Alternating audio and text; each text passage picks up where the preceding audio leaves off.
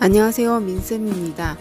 학생부 관리 전략과 관련해가지고 중요한 영역이 바로 산출물인데요. 그러니까 산출물이라 하면 학생부에 들어가는 비교과 활동 중에서 뭐 보고서라든지 발표 자료를 만드는 작업이라든지 뭐 탐구 활동의 결과 만들어진 문서들 뭐 이런 것들을 제가 총체적으로 산출물이라고 말씀을 드리거든요.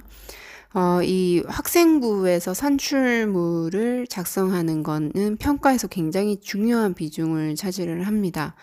왜냐하면 아이가 실제 활동한 것을 이제 글로 표현하고 또는 말로 표현하기 위해서 만들어지는 자료이기 때문이에요.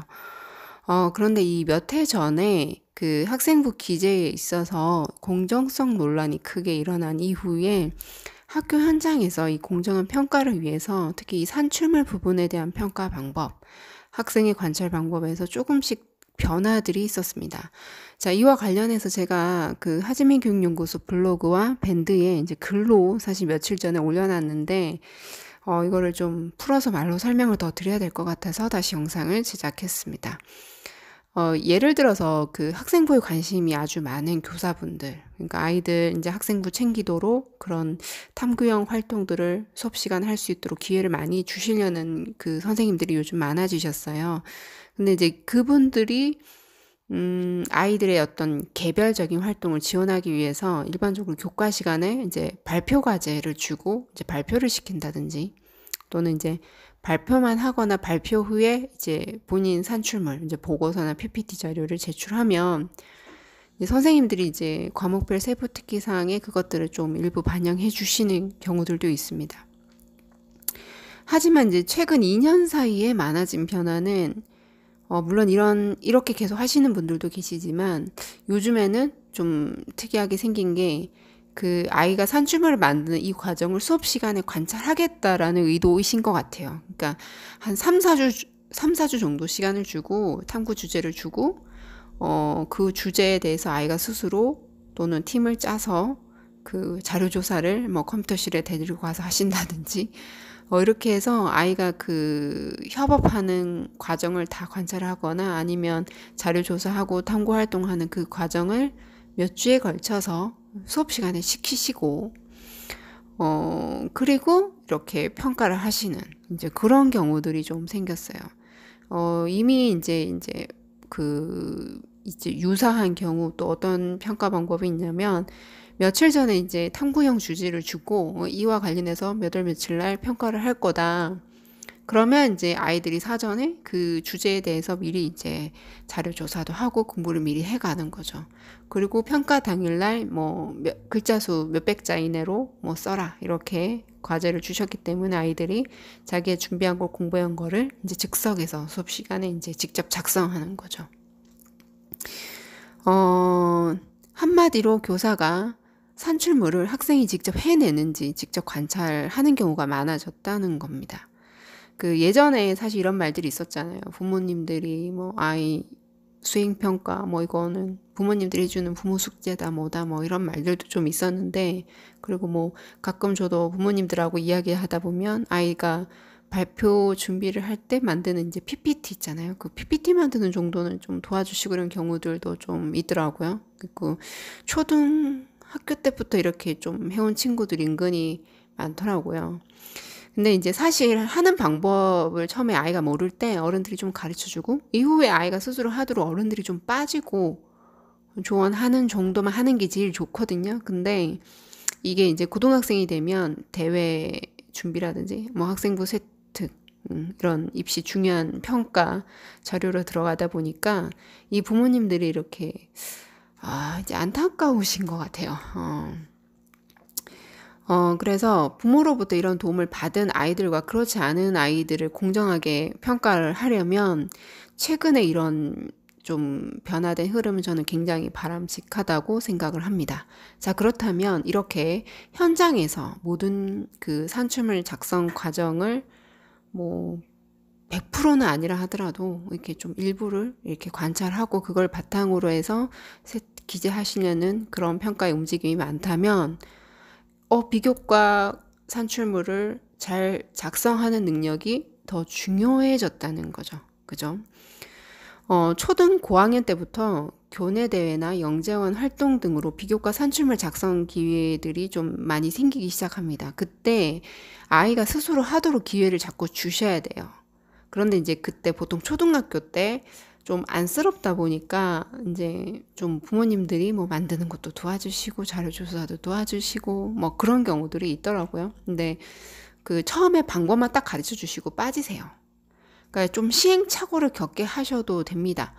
근데 이제 막 끝까지 관여를 하시는 분들은 자꾸 상을 타게 하시려고 그러는 건데, 제가 이거는, 이거 전에도 이제 그 제가 과학의 달 관련해서 아마 찾아보시면 유튜브 영상 찍어 놓은 게 있을 거예요.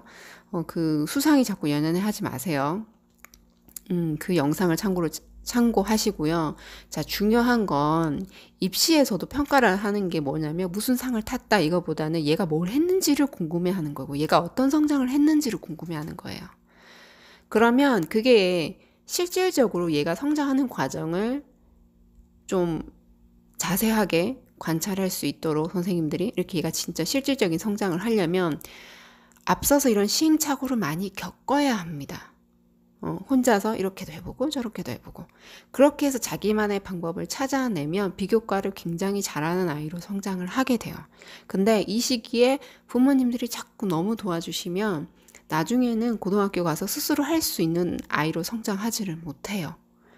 그래서 오히려 제가 그 상담할 때 비교과 관련해가지고 이렇게 저희는 이제 대신 써주는 건 안 하고 스스로 할 수 있도록 이제 역량을 키워주는 그런 프로그램이 많다 보니까 고등학교 가기 전부터 미리 그런 걸 좀 배우고 싶다고 찾아오시는 경우들이 종종 있고 실제로 저희가 이제 그런 기초 훈련을 하는 프로그램들이 있어요. 근데 제가 그러면 사전에 얘네들이 어느 정도 하는지 봐야 되잖아요. 그러면 뭐 이제 상탄 거 이런 거 강조하시고 뭐 보고서 이런 거 가져오시고 이제 저도 이제 요청을 드리니까. 근데 이제 제가 사실 딱 평가할 때 그거를 있는 그대로 보지 않습니다. 그래서 무슨 상을 탔다. 저는 그걸 되게 중요하게 생각하지 않아요. 얘가 뭘 했고 더 중요하게 생각한 건 얘가 진짜 혼자 했을까? 누군가의 도움을 받은 건 아닐까? 도움을 받았다면 어느 정도 받았고 어느 정도 스스로 했을까? 특히 초등학교 때. 그러니까 이제 이런 것들을 저는 되게 중요하게 봐요. 독후감 같은 것도 제가 이제 컨설팅 할 때 아예 썼던 거 가져오시라고 하는 경우들이 있거든요. 그러면 이게 손으로 작성된 게 아니라 이제 문서로 작성된 경우에는 이게 혹시라도 조금이라도 어른들의 개입이 있지 않았을까 제가 유심히 봅니다. 그래서 요즘에는 실질적으로 즉석에서 테스트하는 그런 비교과 간이 테스트를 해서 아이의 현재 상황을 점검하는 그런 것들도 같이 하고 있습니다. 그래서 제가 이렇게 할 만큼 스스로 할 수 있는 해내는 능력이 중요하다는 거예요. 근데 그게 언제부터 키워지냐? 고등학교 가서 갑자기 잘할 수 없어요. 초등학교 때, 중학교 때 많이 만들어집니다. 그 능력이. 그래서 그때 부모님들이 자꾸 대신해주고 아이가 해야 될 거를 자꾸 너무 많이 도와주시면 아이가 못 커요. 이걸 꼭 기억을 하셔야 됩니다. 그래서 그러면 그 고등학교 진학하기 전에 뭘 많이 해야 되냐? 제가 늘 일상적으로 강조하는 거잖아요. 그죠? 독서. 그 다음에 독서 내용에 대해서 좀 생각을 해야 됩니다. 그러니까 독서에 나와 있는 이 텍스트들을 음식이라 생각하면 음식을 자기 스스로 소화를 해야 되잖아요. 그죠? 그게 뭐냐면 책을 읽고 자기 관점에서 생각해보는 시간을 가져야 되고 그거를 글쓰기나 말하기로 표현하는 그 훈련이 좀 자주 반복이 돼야 됩니다. 이걸 초등학교 때부터 중학교 때 자기 연령에 맞는 독서 수준에 맞는 그런 프로그램으로 꾸준히 하는 것이 중요합니다. 자, 초등학교 때 어른들 힘으로 산출을 했던 애들이 고등학생이 된 다음에는 혼자 해본 적이 없어서 잘 못하거든요. 문제는 고등학생이 된 후에 부모님들이 도와주는 건 한계가 있어요. 보세요. 이제 학교에서 선생님들이 과정을 관찰하는 것들이 좀 많아졌단 말이에요, 지금. 그죠? 그러니까 집에서 해가는 과제도 예를 들면 초등학교, 중학교 때 수준이 아니에요. 그래서 중요한 건 결국에는 아이 스스로의 실력이 없이는 어렵다는 말씀입니다. 아무것도 준비 안 하다가 중학교 때 책 한 권 읽지 않고 학원만 열심히 다녀서 고등학교 가서 저 학생부 종합전형으로 갈 거예요. 그래서 글 쓰는 거 이런 과제들이 너무 많던데 이제 이제사 하려고 왔잖아요. 그러면 기본적인 기초가 안 된 아이들은 갑자기 그렇게 실력이 업그레이드 되기가 어렵습니다. 그래서 좀 이 부분들을 좀 꼭 기억을 하셨으면 좋겠다는 거죠. 그래서 결론적으로 이제 특히 수시로 그것도 학생부가 반영되는 전형으로, 자, 학생부가 반영되는 전형이 옛날에는 학생부 종합전형이라고만 이제 얘기를 했는데 요즘에는 교과 전형에도 일부 학생부가 반영되는 전형들이 많이 생기기 시작했죠. 심지어 정시에서도, 그죠? 그래서 학생부가 반영되는 전형으로 진학할 학생들은 중학교 때라도 부족함이 빨리 발견되면 고등학교 가기 전에 충분히 훈련을 하고 가는 것이 매우 중요해졌습니다. 그리고 이 준비는 결국 글의 맥락을 이해하는 일이 기초기 때문에 학생부 비교과뿐만 아니라 결국 정시에도 도움이 됩니다. 제가 비교과 애들 이제 하는 방법 가르쳐 주면서 다양한 자료를 읽어보게 하고 요약을 시키고 하는데 처음에는 이게 막 공부하느라 바빠서 뭐 이런 얘기 하는 친구도 있어요. 그럼 제가 설득할 때 이거 제대로 하면 나중에 너네 수능 모의고사 칠 때 특히 국어 굉장히 도움이 많이 될 거라고 얘기를 해주거든요. 실제 도움 많이 됩니다. 결국에 공부의 맥락은 같습니다. 기초는 같은 뿌리에서 올라온다는 겁니다.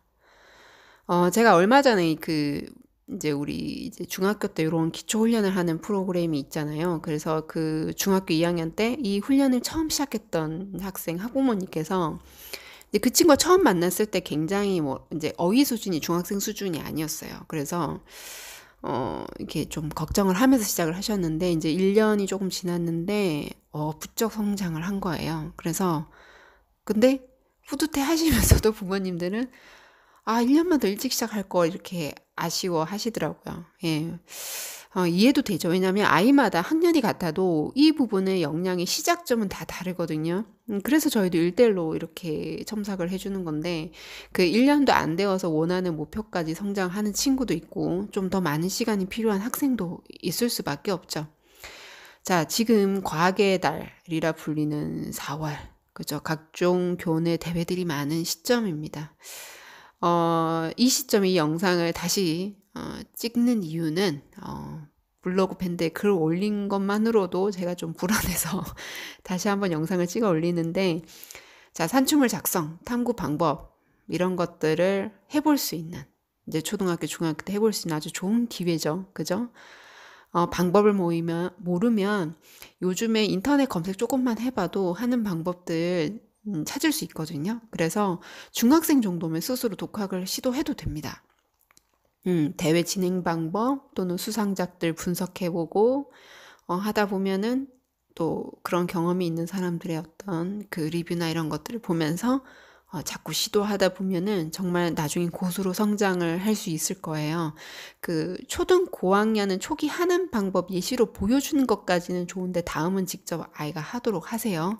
그리고 그 사교육을 이용하고 싶으시면요, 딱 대회 때 보통 사교육을 이용하시려고 하시더라고요. 이제 그런 것들이 이제 급하니까. 근데 대회가 끝나고 나서 그 활동을 한번 상을 탔든 안 탔든 점검을 한번 해보세요.